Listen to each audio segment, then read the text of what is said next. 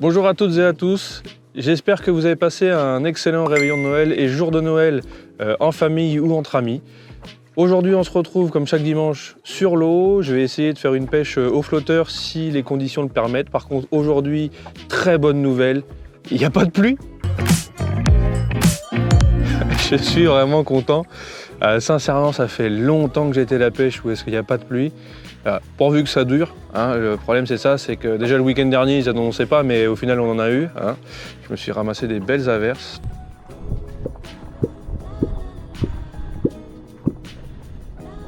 Et là pour l'instant aujourd'hui le soleil, un peu de vent, hein, on peut pas tout avoir, mais bon pour l'instant déjà pour moi aujourd'hui c'est gagné, j'ai rempli ma journée, je suis content, j'ai pas fait de poisson, j'en ai pas encore vu, j'ai tout juste d'arriver sur l'eau, mais en tout cas je suis vraiment content de pouvoir partager une session avec vous, avec du soleil. Voilà, je vais tout de suite faire mon bas de ligne pour pouvoir pêcher au flotteur et après je vais prospecter pour essayer de trouver ou du moins de localiser des poissons fourrage et ou du silure, on verra bien. Je vous montre tout ça tout de suite. Installez-vous, c'est parti.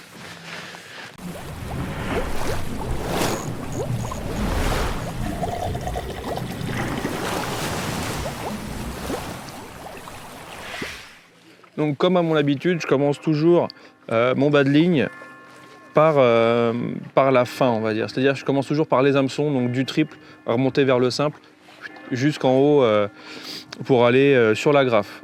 Donc je commence par faire un tout petit nœud, donc un petit nœud d'arrêt. C'est histoire juste de dire que le montage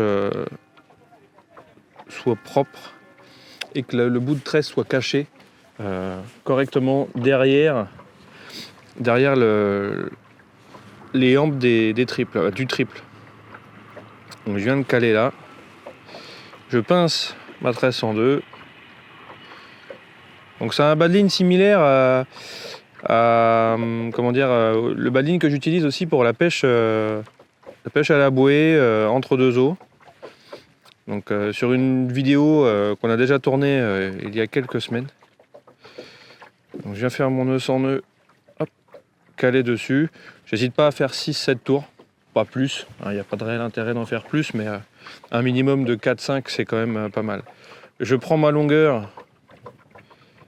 Voilà, j'ai des vifs qui font entre 20 et 30 cm aujourd'hui, donc je vais caler ça comme ça. Je viens enrouler une dizaine de tours et je pince la tresse entre mes doigts, surtout je la lâche pas. Voilà, ça c'est ce qui va me donner ma longueur. Et je la coupe. Hop. Donc je viens passer mon hook sleeve sur la tresse pour venir protéger le triple de toute brindille qui pourrait s'accrocher dessus. Une fois que mon hook sleeve est positionné, je peux venir passer donc une fois dans l'hameçon, donc dans l'œillet de l'hameçon, je passe toujours par le bas, je ressors et je repasse encore de l'extérieur vers l'intérieur de la pointe. Donc ce qui va venir me former une boucle. Sur cette boucle là, je prends la partie, on va dire, qui va à la pointe de l'hameçon et pas la partie qui va au triple. Donc ici c'est la partie basse, la partie haute c'est la partie du triple. Donc je prends la partie basse et je l'enroule en spire jointive autour de la hampe de l'hameçon pour venir faire un nœud sans nœud. Et une fois que j'ai effectué 6-7 tours, je peux venir coulisser la tresse qui se retrouve elle à l'intérieur. Et en faisant ça, on se retrouve avec un nœud sans nœud. Alors on n'hésite pas à utiliser les outils nécessaires pour éviter de se planter les hameçons dans les mains. Donc ici c'est le rig puller. Ici mon montage il est propre, je n'ai pas de boucle, je n'ai que des nœuds sans nœuds, donc j'ai aucun point de faiblesse sur mon montage. Donc pour le mono finalement c'est simple, il y a deux solutions. Soit on vient faire un nœud sans nœud, Si la taille de l'œillet le permet, là j'utilise une grosse section. Je sais qu'il y a beaucoup de branches et il y a beaucoup de pierres surtout avec des gros blocs rocheux sur ce bief. Donc je préfère utiliser un monofilament de gros diamètre. Donc je vais passer une fois à l'intérieur et je vais repasser une deuxième fois car je vais avoir du mal à faire un nœud sans nœud. Et en faisant ça, je vais pouvoir mettre mon sleeve.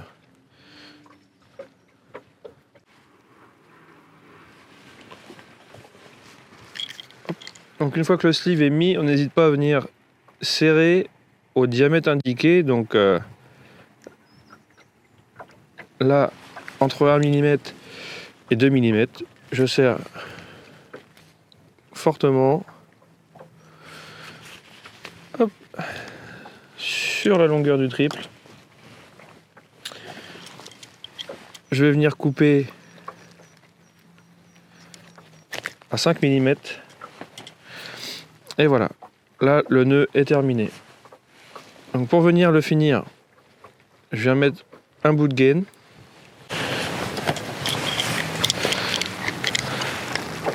Donc voilà, petit bout de gaine pour aligner correctement le montage. Pour venir caler, on va dire, le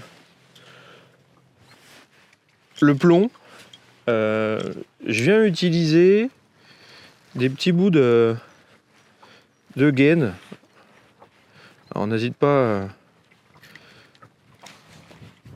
à prendre pas trop long, entre 4 et 5 mm grand maximum. Donc on le passe une première fois dedans, on le repasse dedans une deuxième fois, on humecte et voilà. En tirant un coup sec, ça vient nous créer un stop flotte qui est facile à mettre en place. Pour les plombs, il suffit juste de choisir le grammage que vous souhaitez en fonction de la taille de votre vif. Donc là, je vais utiliser un 150 grammes. On vient le faire descendre donc sur le stop flotte. On va le caler à peu près à 10 cm. Et pour éviter que le plomb coulisse, si le vif remonte, on vient remettre un deuxième stop flotte dessus. C'est vraiment quelque chose d'indispensable pour moi. Sinon le vif peut remonter facilement et il ne va pas se sentir lesté. Donc il va être trop libre et je trouve que c'est pas bien. Il faut que le vif soit libre de bouger de manière circulaire, mais qu'il ne puisse pas remonter dans la colonne d'eau. Hop. Et on vient le caler sur le plomb. Comme on peut voir, le plomb ne bouge pas. Alors, une fois que ça c'est fait, donc on vient prendre le hook tube. Ce coup-ci, j'hésite pas à en prendre 4 ou 5 cm. Hop.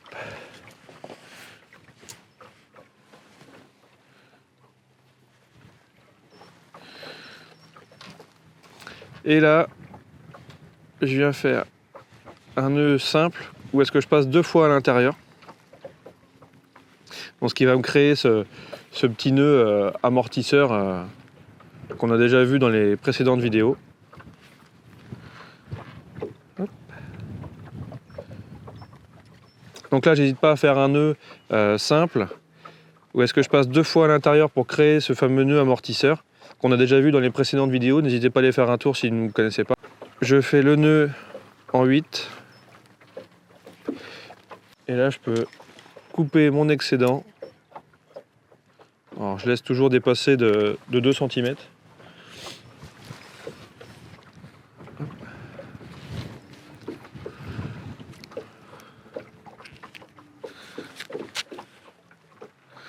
Et voilà, le bas de ligne est terminé. C'est des bas de ligne qu'on peut déjà préparer à l'avance.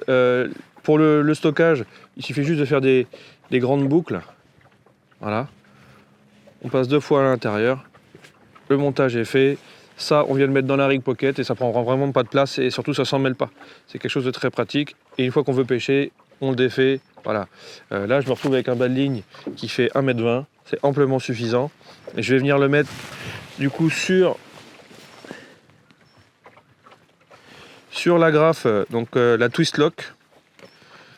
Vraiment une agrafe dans laquelle j'ai confiance. On est obligé de la dévisser pour pouvoir l'ouvrir. Il n'y a pas de danger.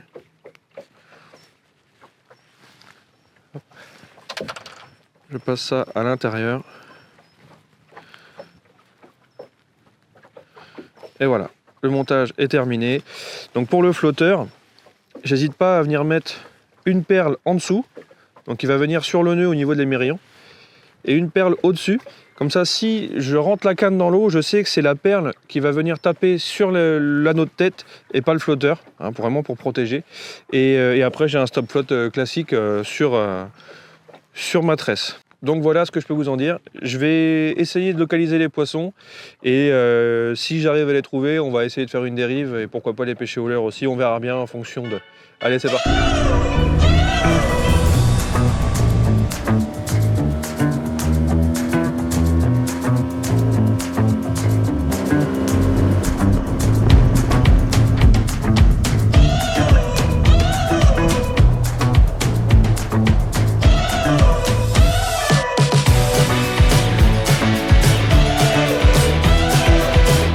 Bon, changement de temps par rapport à tout à l'heure, pas de chance, hein.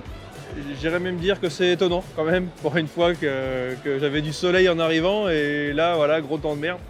Bon, c'est pas grave.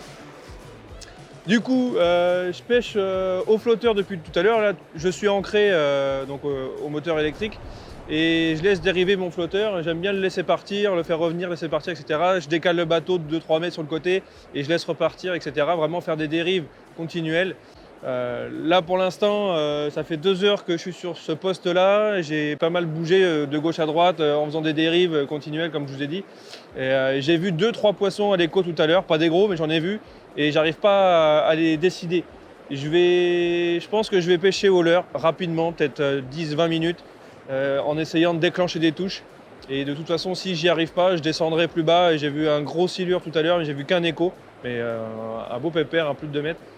Et je vais y retourner dessus, essayer de le repêcher et ce coup-ci aussi au leurre. On va bien voir, tout en laissant un traînard derrière. Le fait de laisser un petit flotteur aussi qui traîne au cul du bateau, c'est toujours intéressant, c'est pas inutile. Ça permet d'avoir une deuxième canne qui pêche pendant qu'on pêche au leurre ou au fireball. C'est pas mal. Allez, moi c'est parti. Je vais pêcher au leurre et ça va me réchauffer les mains.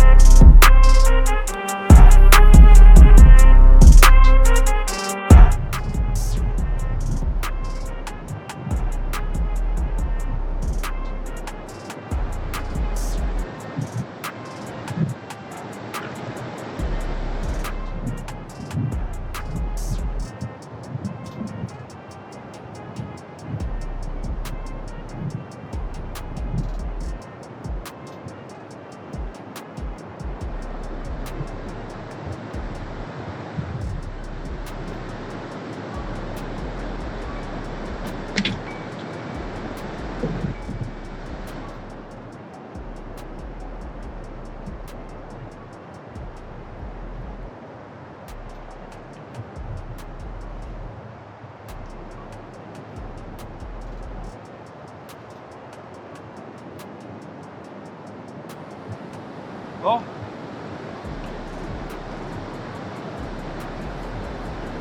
Pas un gros poisson,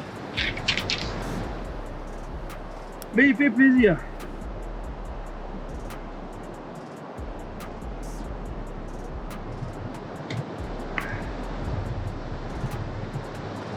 Pris au leurre, en linéaire, pendant que la canne au vif est en train de pêcher tranquillement. Eh bien, il a mis une belle praline, une belle petite touche. Ça fait plaisir. Un poisson après Noël, on dit jamais non.